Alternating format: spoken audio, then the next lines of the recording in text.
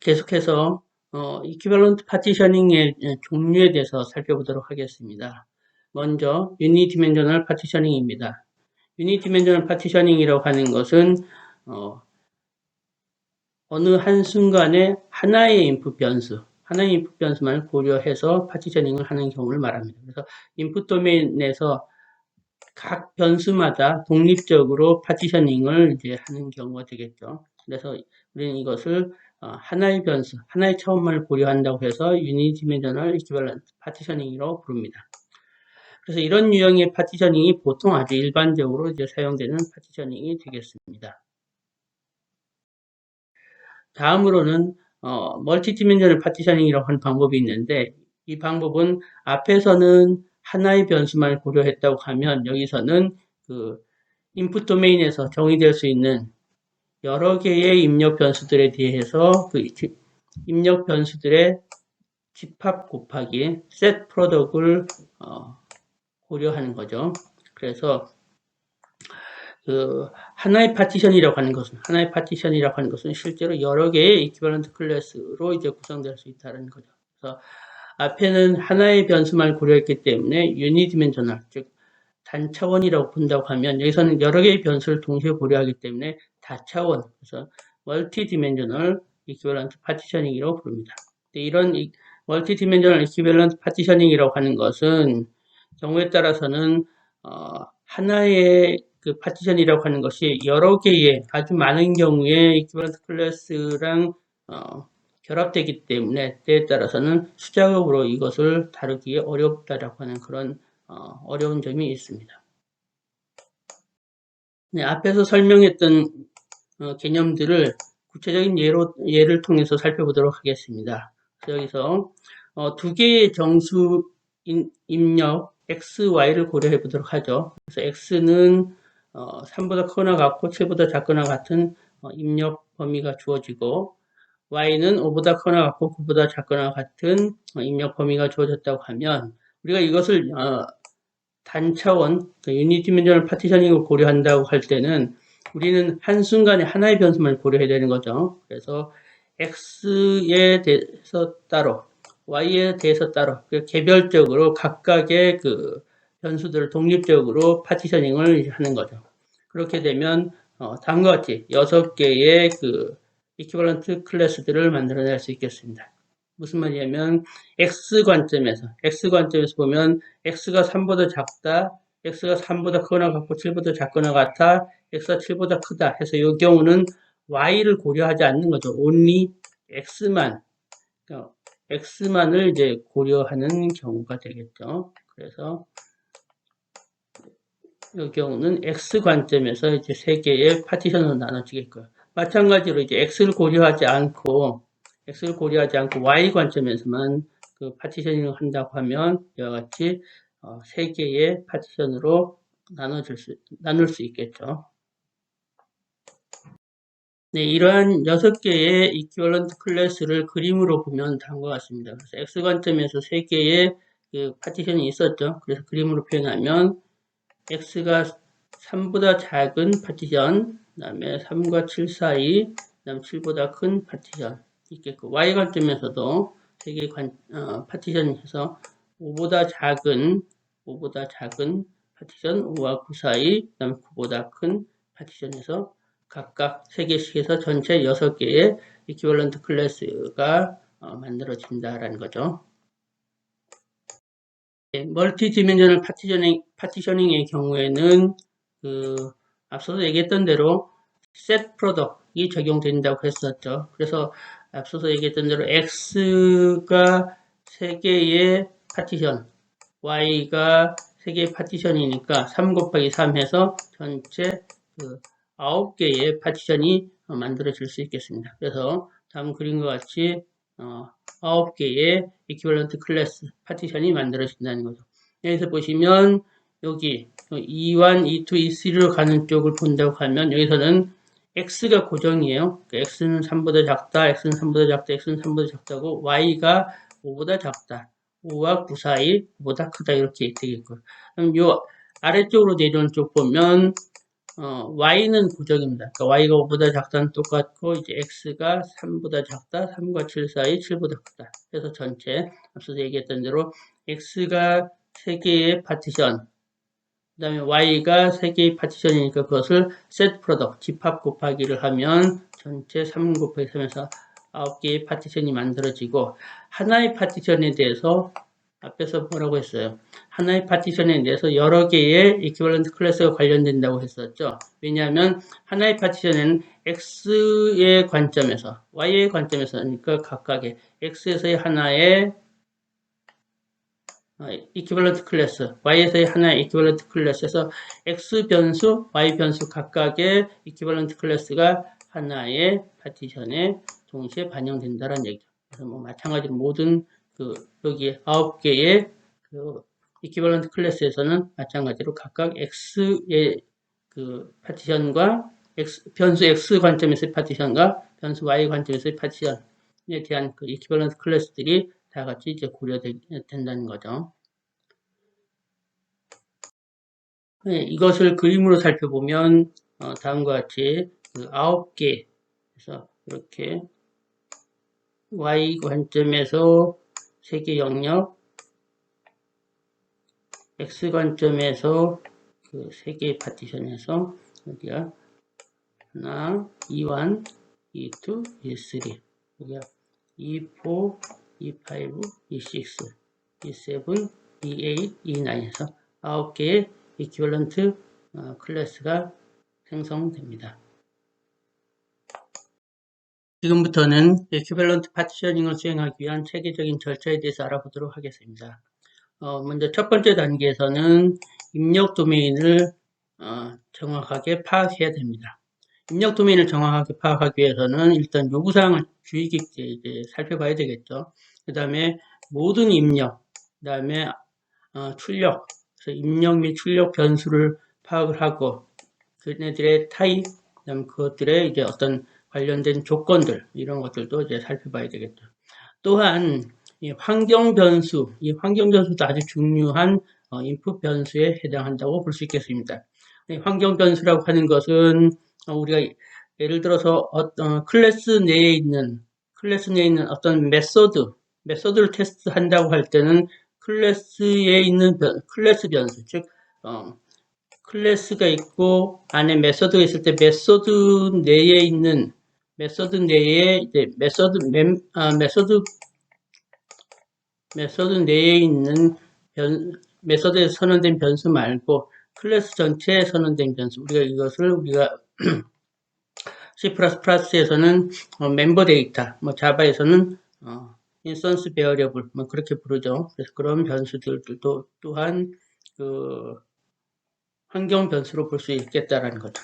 그 다음에 유닉스라든지 윈도우즈 또는 다른 운영체제 시스템에서의 어떤 환경 변수들, 이것 또한 입력 변수다라고 볼 수 있겠습니다. 그래서 이러한 각각의 변수들의 값이 주어진다고 하면 바로 그러한 각각들의 집합들을 이제 고려해서 우리가 인풋 도메인을 만들어낼 수 있겠습니다. 두 번째 단계에서는 equivalent partitioning 또는 equivalent classing을 하는 그런 단계가 되겠습니다. 그래서 각 변수들의 값의 집합이 주어진다고 하면 우리는 그것들을 disjoint한 subset으로 이제 분할을 해야 되겠죠. 바로 그럴 때 그 disjoint한 subset 각각 그런 각 subset을 우리는 equivalent class 동등 클래스라고 이제 부릅니다. 그래서 우리가 하나의 변수에 대한 값들을 이제 파티셔닝 할 때는 우리는 앞서서 equivalent partitioning 또는 equivalent class의 개념에서 얘기했던 대로 프로그램에 거기 기대하는 행위 관점에서 우리가 그 파티션을 이제 수행해야 된다는 거죠. 무슨 말이냐면 프로그램에서 기대하는 행위가 동일한 형태로 이제 동작할 할 거라고 기대되는 그러한 값들을 하나의 이제 그룹으로, 즉 서브셋으로 나눈다라는 얘기입니다. 네, 세 번째 단계에서는 이퀴벌런트 클래스를 컴바인, 조합 또는 결합하는 단계가 되겠습니다. 근데 이 단계는 생략될 수 있습니다. 그래서 어떤 말이냐면, 우리가 앞에서 각 변수들마다 파티션들을 이제 나눴어요. 그러면 그 파티션들을 나눈 것들을 가지고 각 변수별로 그 파티션에서 직접 그 테스트 데이터를 이제 뽑을 수가 있겠죠. 그래서 여기 나온 대로 이퀴벌런트 클래스, 각 변수들에 대해서 정리된 이퀴벌런트 클래스가 곧바로 테스트 케이스를 선택하는데 사용될 수 있다는 거예요. 그래서 각각의 변수별로 그 이퀴벌런트 클래스가 만들어지면 거기서 테스트 데이터를 그냥 뽑을 수가 있겠습니다. 이런 식으로 뽑는 걸 우리는 앞에서 뭐라고 했었죠? 그 유니디멘저널 파티셔닝이라고 불렀었죠. 그래서 유니디멘저널 파티셔닝을 쓰면은 곧바로 테스트 케이스를 뽑는 그런 방식으로 이제 여기서 각 변수별로 테스트 데이터를 뽑을 수 있겠죠. 근데 여기서 이퀴벌런트 클래스를 컴바인 한다라고 하는 얘기는 이렇게 각 어떤 예를 들어서 x, y라고 하는 각각의 입력 변수가 있다고 하면 각 입력 변수들의 각 그 파티션들을 다시 조합을 하는 그런 형태가 되는 거죠. 그래서 앞에서 얘기했던 대로 멀티 디멘저널 파티셔닝을 이제 적용할 수 있다라는 얘기입니다. 그래서 컴바인 단계에서는 그런 멀티 디멘저널 파티셔닝을 이제 적용할 수 있는 건데 여기서 얘기했던 대로 그렇게 멀티 디멘저널 적용해도 되고 또는 유니 디멘저널 그대로 사용해도 되고 하니까 이 단계는 생략될 수 있다는 거죠. 네 번째 단계는 인피저블 이퀴벌런트 클래스를 이제 파악하는 단계가 되겠습니다. 인피저블 클래스, 이퀴벌런트 클래스라고 하는 건 뭐냐면 실제로 이제 테스트 중에 생성될 수 없는 입력 데이터, 테스트 중에 생성될 수 없는 입력 데이터를 포함하고 있는 그런 이퀴벌런트 클래스를 말합니다. 그래서 그런 예를 쉽게 이해하기 위해서 이제 다음과 같은 예를 살펴보도록 하죠.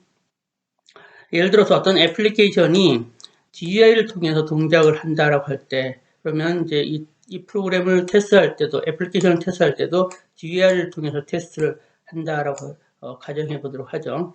그러면 이 프로그램의 애플리케이션의 경우는 입력 데이터라고 하는 것은 GUI에서 가용한 그런 명령, GUI에서 메뉴가 있으면 메뉴에서 이제 어떤 선택, 이렇게 메뉴 선택과 같은 그런 선택을 통해서 가용한 명령, 그런 명령을 통해서 만들어진 데이터만이 이제 입력이 될 수 있는 거죠.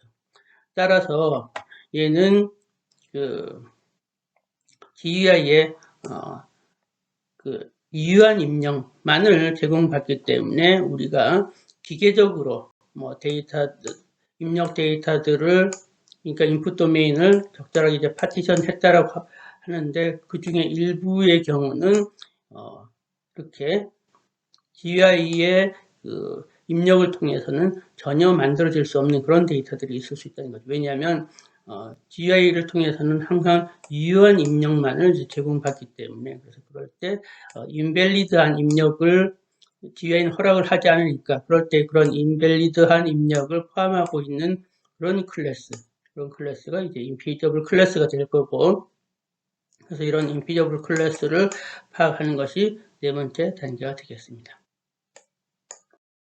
네, 그러면 구체적인 사례를 통해서 그 이퀴벌런트 파티셔닝을 수행하는 과정을 살펴보도록 하겠습니다. 여기서는 구체적인 사례로 보일러 컨트롤 소프트웨어를 예를 들고 있습니다. 그래서 여기서 그 컨트롤 소프트웨어를 우리는 BCS 또는 약칭해서 CS라고 부르고요. 그래서 보일러를 컨트롤하기 위해서는 휴먼 오퍼레이터가 어떤 조작을 해야 되겠죠. 그래서 그 조작을 하기 위해서 휴먼 오퍼레이터가 내리는 명령에는 세 종류가 있습니다. 그래서 온도를 변화시키기 위한 명령으로 템프가 있겠고요. 보일러를 셧다운 시키기 위한 셔트, 그 명령을 취소하기 위한 캔슬이라고 하는 세 개의 명령이 있을 수 있습니다.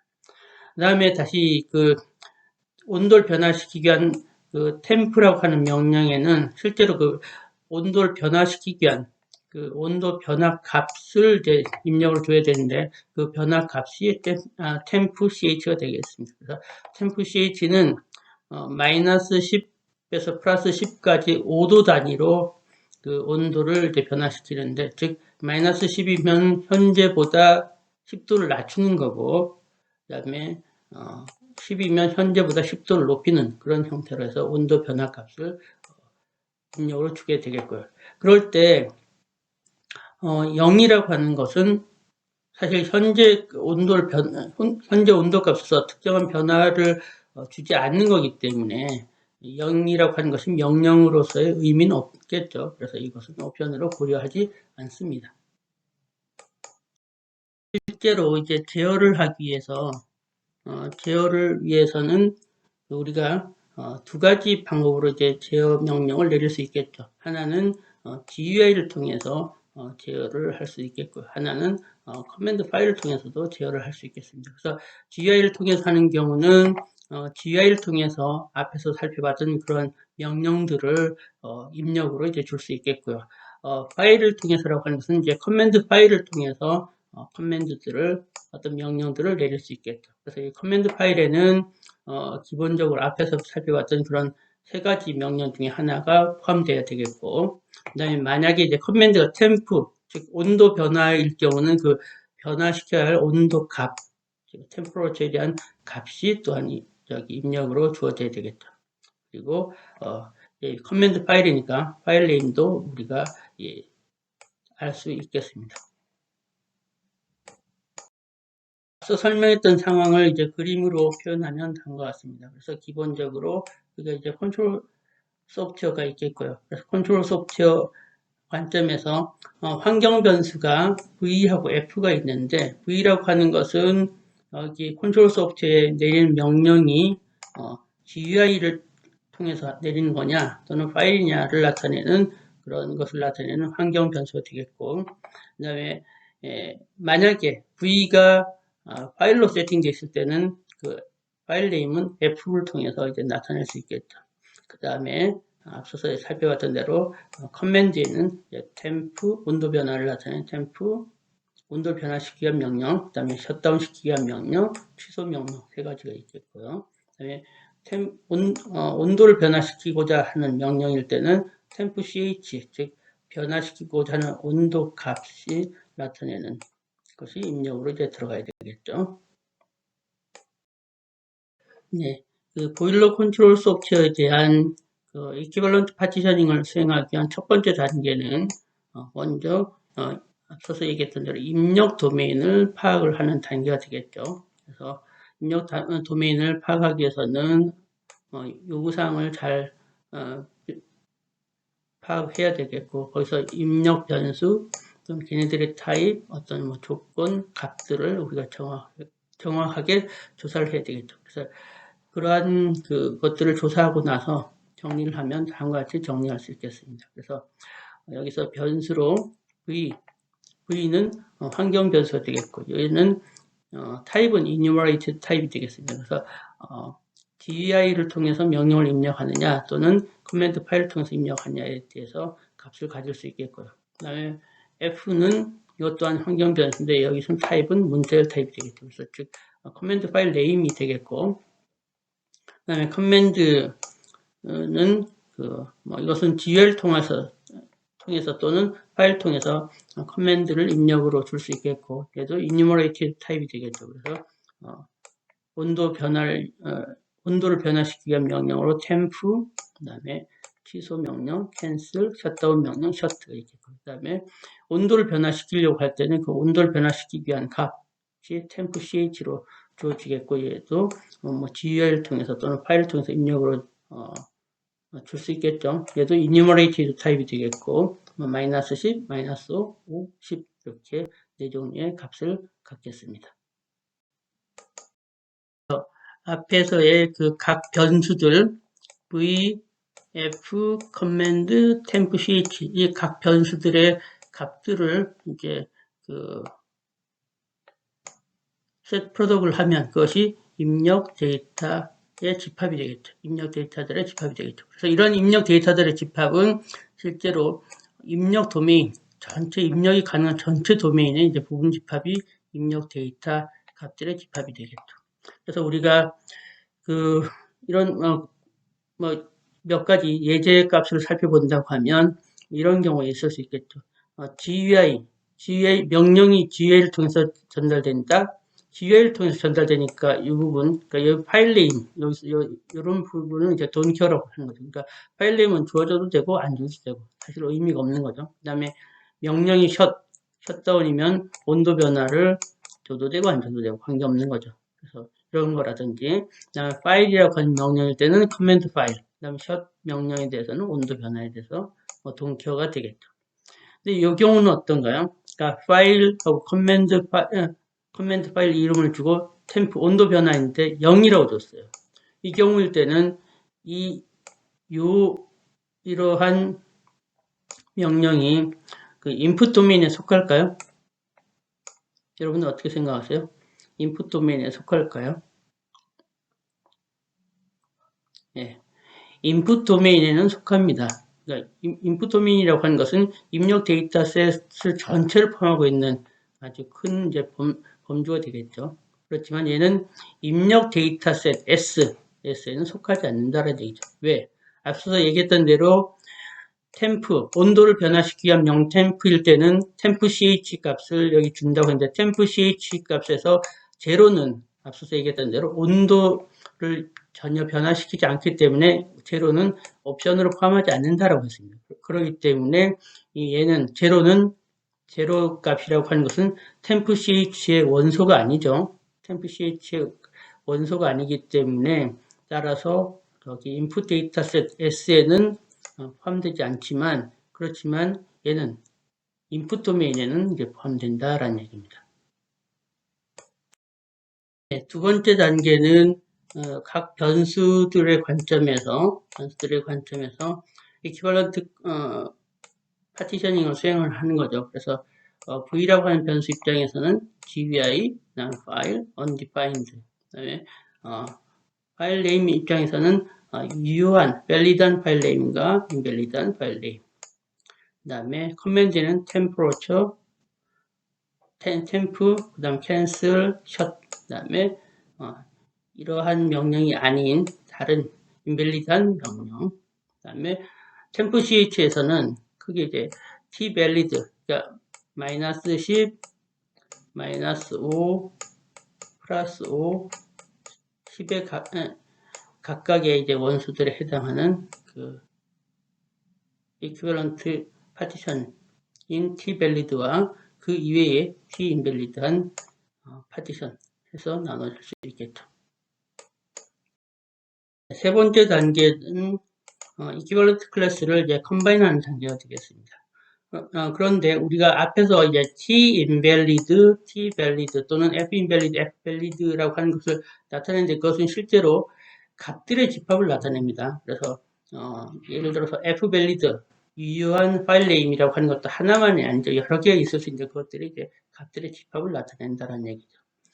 그렇지만 undefined의 경우 그냥 하나의 값으로 이제 우리가 다룰 수 있겠습니다. 그래서 그렇게 한다고 하면 전체적으로 120개의 이퀴벌런트 클래스가 생길 수 있겠죠. 120개의 이퀴벌런트 클래스가 생긴 이유는 첫 번째 이제 3 여기서는 변수 V가 GUI 파일 또는 undefined라고 하는 3개의 값을 가졌으니까 3개의 equivalent 클래스가 생길 수 있겠고 여기 2는 F라고 하는 변수는 F-valid와 F-invalid라고 하는 두 종류의 그 equivalent 클래스가 있었죠. 그 다음에 여기 4는 command라고 하는 변수는 temp, shut, cancel 그 다음에 C invalid, invalid한 명령들을 나타내는 해서 4개. 여기 이제 5개. 얘는 temp ch를 나타냅니다. temp ch에서는 마이너스 10, 마이너스 5, 10 해서 각각들이 하나 equivalent 클래스가 되겠고요. 그 다음에 그 이외에 그 t invalid 값해서 5개에서 그렇게 해서 3 곱하기 2 곱하기 4 곱하기 5 해서 120개 이퀴벌런트 클래스가 생긴다라는 얘기죠.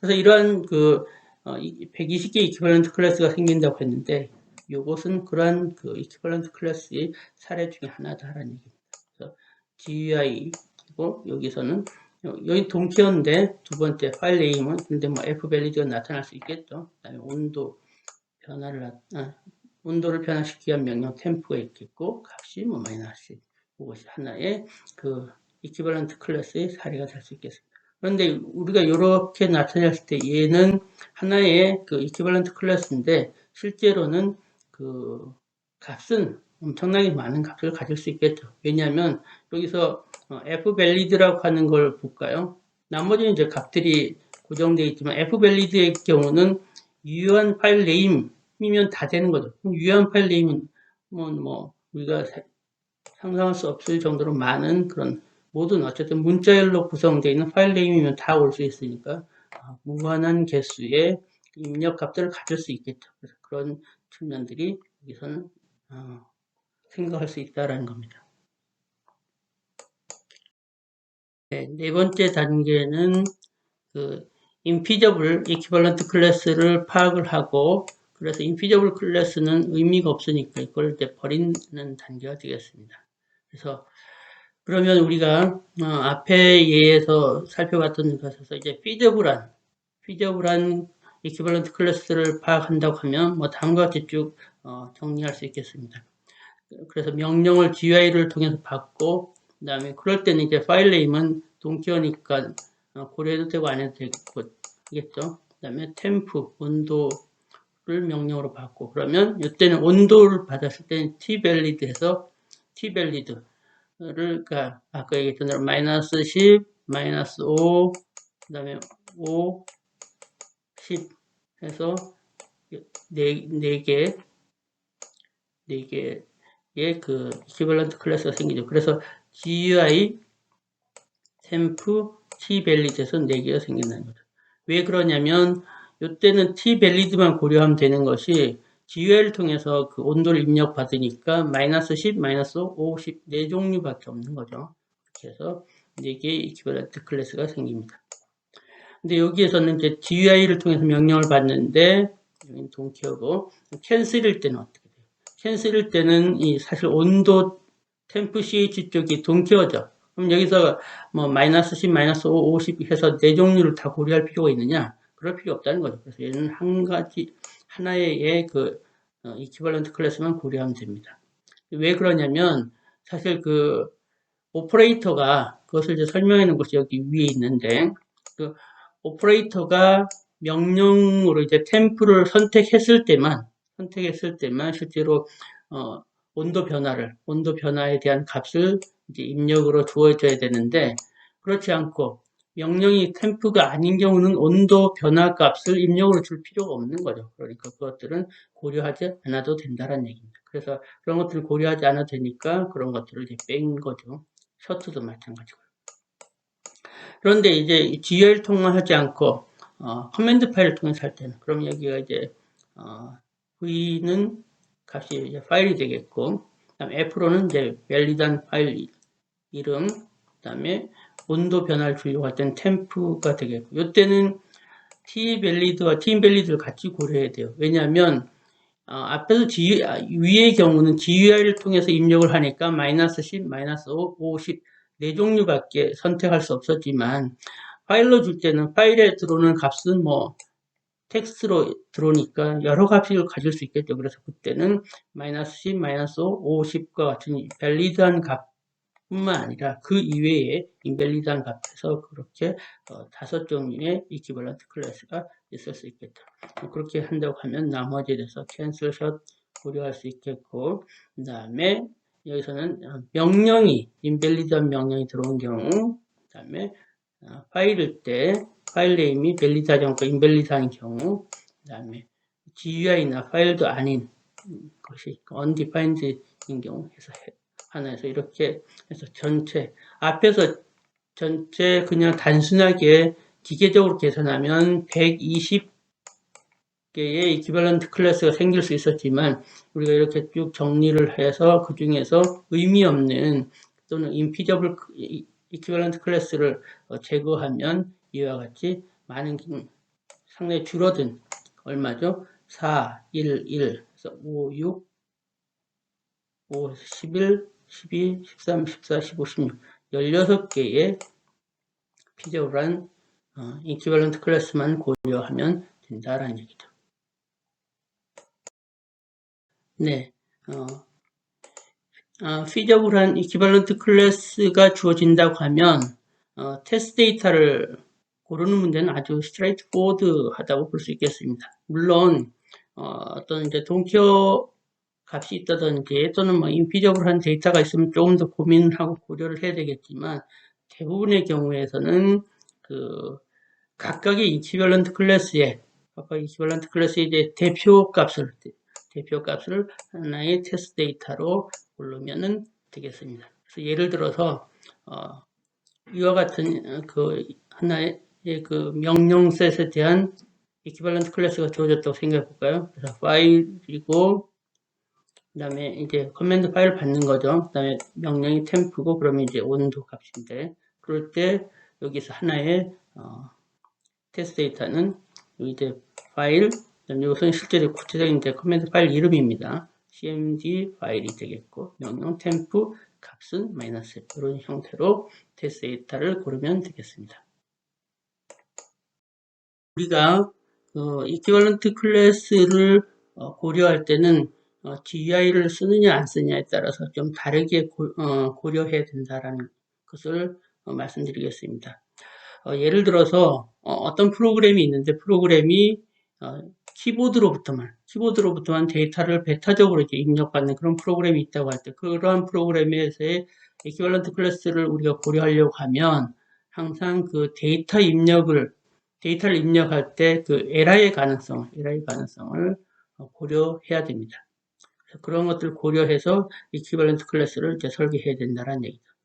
예를 들어서 어떤 프로그램이 있는데 프로그램이 그 입력 변수 x가 있고 입력 변수 x가 0에서 4 사이에 정수값을 입력받는 프로그램이 있다라고 하면 키보드로부터 이제 데이터를 입력받게 되니까 우리가 0에서 4 사이에 정수값을 정확하게 입력받을 수도 있지만 그렇지 않은 경우가 있기 때문에 항상 이 out of range, 범위 밖의 값을 입력으로 받는 그러한 경우를 반드시 이제 고려해야 된다는 얘기입니다. 그런 것들 고려해서 이퀴벌런트 클래스를 설계해야 됩니다.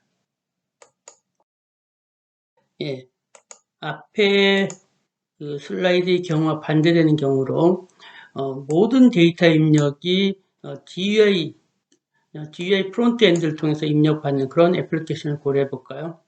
이럴 경우에는 GUI가 정확하게 5개의 커렉트한 값만을 이제 선택할 수 있도록 제공하고 있습니다. 즉 0, 1, 2, 3, 4에서 5개의 값만을 이제 정확하게 고르도록 제공되고 있다라고 하면 이런 경우에는 어때요?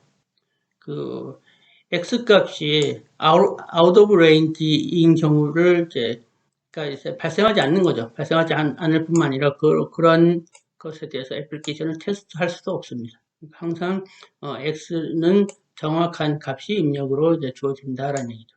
그래서 이런 걸 통해서 보더라도 우리가 GUI를 기반으로 이제 소프트웨어를 설계한다라고 하는 그런 GUI를 제공하면 사용자들이 이제 사용하기 쉽다라고 하는 그런 사용성 측면에서의 분명한 개선점도 있지만 또한 사용자가 입력을 잘못할 가능성, 즉 입력 시의 오류 가능성을 줄여줄 수 있다고 하는 그런 면에서도 상당히 기여하기 때문에 GUI를 씀으로써 사용성 개선뿐만 아니라 소프트웨어의 신뢰성을 높일 수 있다고 하는 그런 부분도 분명히 장점으로 작용할 수 있습니다. 물론 아주 익숙한 사용자들 또는 그 빠르게 키보드를 통해서 입력하고자 하는 그런 사용자들 입장에서는 GUI를 통해서 입력한 것이 때에 따라서는 더딜 수도 있습니다.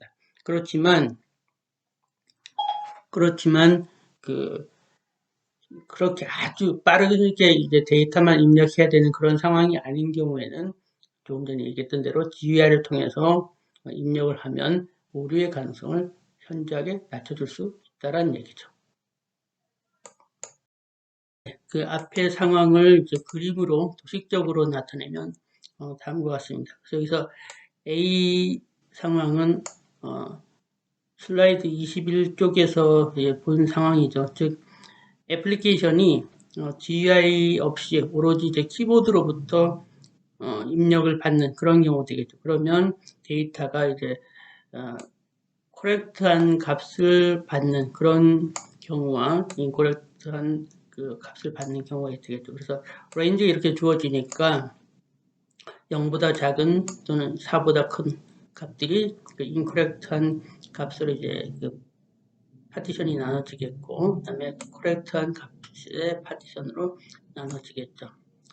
근데 이제 B의 경우는 슬라이드 22쪽에 해당하는 경우죠. 그러니까 모든 그 입력 데이터, 즉, 그 correct한 입력 데이터를 GUI를 통해서만 입력받도록 하니까 여기서는 correct한 값만이 GUI를 통해서 입력으로 들어오는 경우가 되겠죠. 이럴 때는 incorrect한 값에 대한 부분을 테스트할 필요가 없고 또한 테스트하기도 어렵다라 불가능하다는 얘기죠. 세 번째 경우는 이제 그런 경우를 생각해 볼 수 있겠습니다. 우리가 GUI를 쓰긴 하되 GUI에서 이제 데이터를 입력하시오라고 할 때 데이터를 어떤 텍스트 박스 형태에서 이제 데이터를 값을 이제 입력하는 그런 경우 생각해 볼까요? 많이 나타나죠. 우리가 뭐 전화번호 입력하시오, 뭐 주민번호 입력하시오라고 할 때 텍스트 박스 형태로 데이터들을 이제 입력하도록 하는 그런 경우 볼 수 있겠는데, 그러면 여기서 입력받은 데이터가 유효한지 유효하지 않은지를 이 GUI를 통해서 이제 거르는 그런 경우들 이제 종종 있죠. 그래서 이런 GUI를 통해서 이 데이터 입력받은 것이 유효한지 유효하지 않은 것을 하지 않은지 여부를 이제 미리 점검해서 그래서 유효한 데이터만 애플리케이션에 전달하고 유효하지 않은 데이터에 대해서는 에러 메시지를 즉 입력 오류라고 하는 메시지를 띄워준다고 하는 그런 형태로 GUI가 구성되어 있을 때, 이럴 때는 어떻게 돼요?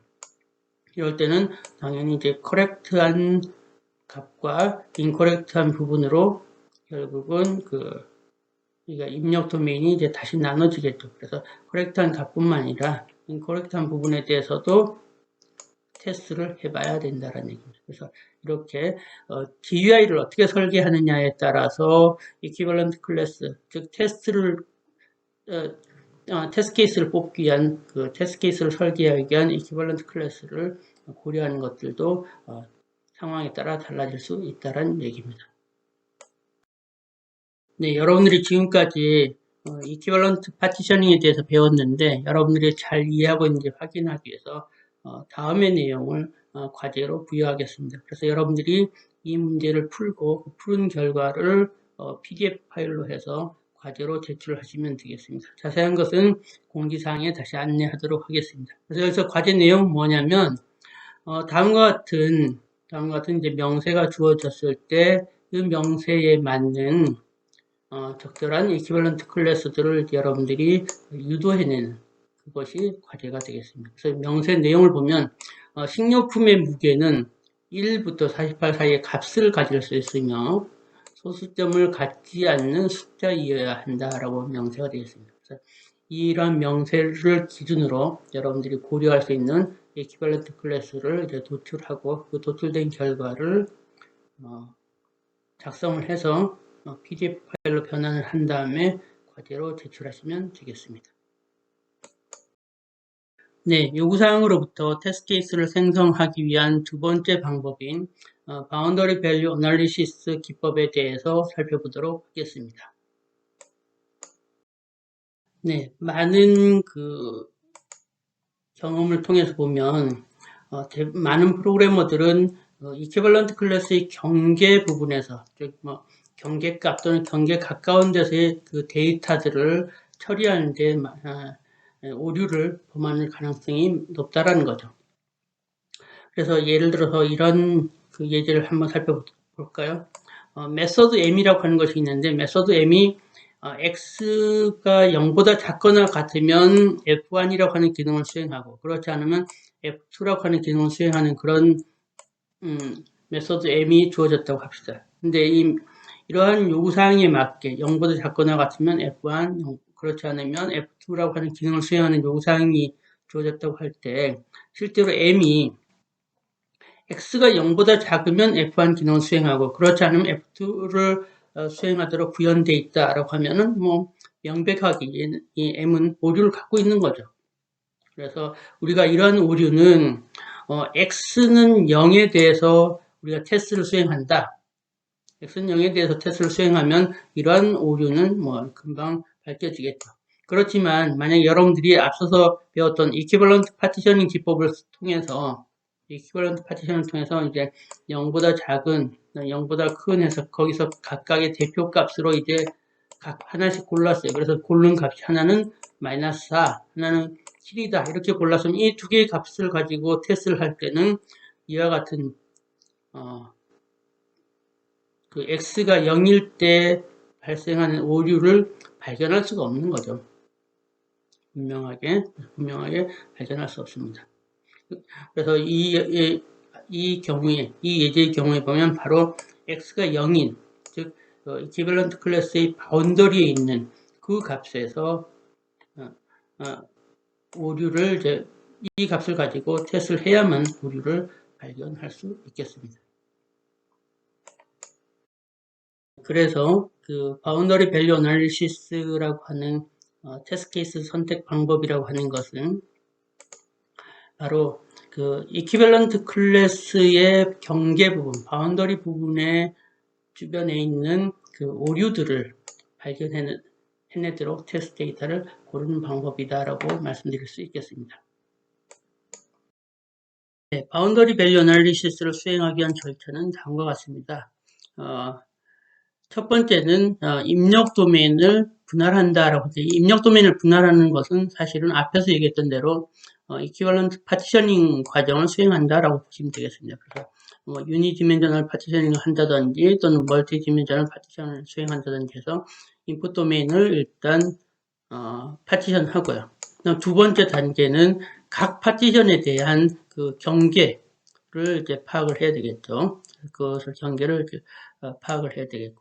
세 번째 단계가 바로 그러한 경계 부분에서 각각의 경계값들을 테스트 데이터로 고르면 되겠습니다. 그래서 바운더리 밸류 어널리시스의 그 절차는 아주 간단하죠. 그러니까 기본적으로 이퀴벌런트 파티셔닝을 반드시 이제 수행을 하고 이퀴벌런트 파티셔닝을 통해서 테스트 데이터를 고르고 나서 테스트를 수행한 다음에 바로 그 파티션들의 경계 부분들을 우리가 살펴보고 그 경계 부분에서 테스트 데이터를 고르는 거다라고 하는 그런 일련의 과정으로 바운더리 밸류 어널리시스를 수행하면 되겠습니다.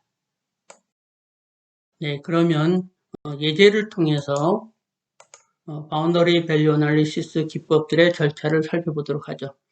예를 들어서 find price라고 하는 어떤 모듈이 있는데 이 모듈은 코드 값을 아이템 코드 값이 99에서 999 사이의 값을 갖고 수량 퀀터티가 1에서부터 100까지 값을 갖는다라고 한번 가정해 보도록 하죠. 그러면 이 아이템 코드 값에 대한 equivalent 클래스는 세 가지가 되겠죠. 99보다 작은 또는 그다음 범위 안에 있는 또는 범위보다 큰. 그다음에 그 퀀터티에 대한 equivalent 클래스도 이제 세 가지가 있겠죠. 그래서 이렇게 각각의 equivalent 클래스를 만들어낼 수 있겠습니다.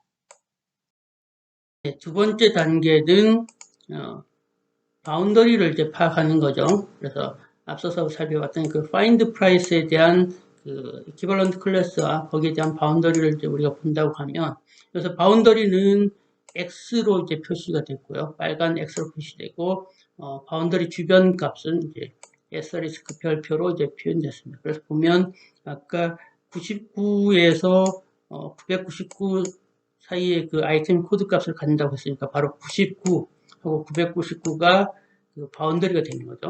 바운더리가 되고, 그 다음에 99 주변에 98, 100 또는 999 주변에 998, 1000이 이제 바운더리 주변 값이 되는 거죠. 마찬가지로 퀀터티에 대해서도 1에서부터 100까지 간다고 했으니까 1과 100이 그 바운더리 값이 되는 거고 0, 2 또는 99, 101이 이제 바운더리 주변 값이 되는 거죠. 네, 세 번째 단계는 테스트 케이스 셋을 이제 구축하는 단계가 되겠죠.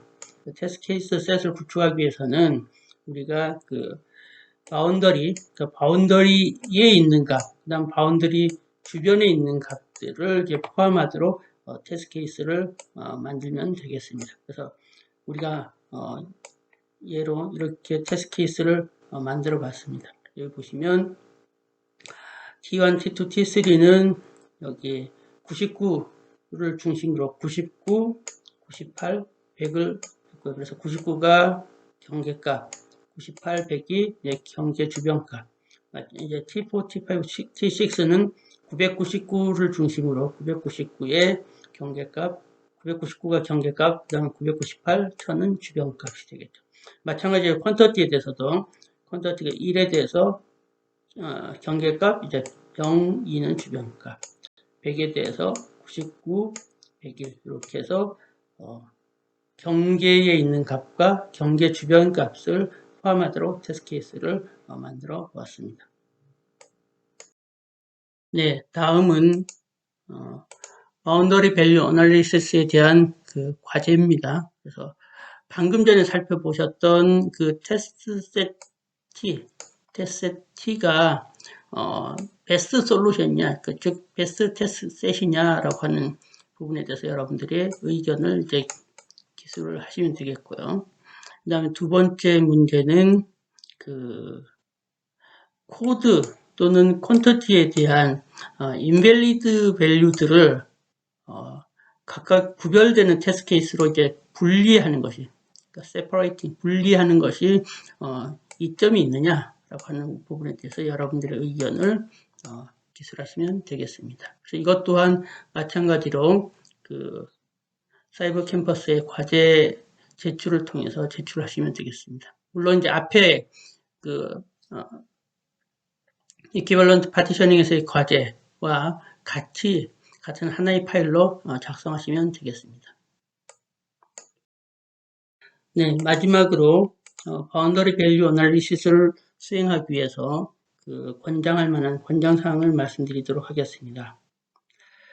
우리가 특히 그 바운더리 밸류 어널리시스를 잘 수행하기 위해서는 결국 경계 부분, 바운더리를 잘 파악할 필요가 있는데, 이런 바운더리를 잘 파악하기 위해서는 입력 변수들 사이에서의 어떤 관계들을 주의 깊게 조사할 필요가 있습니다.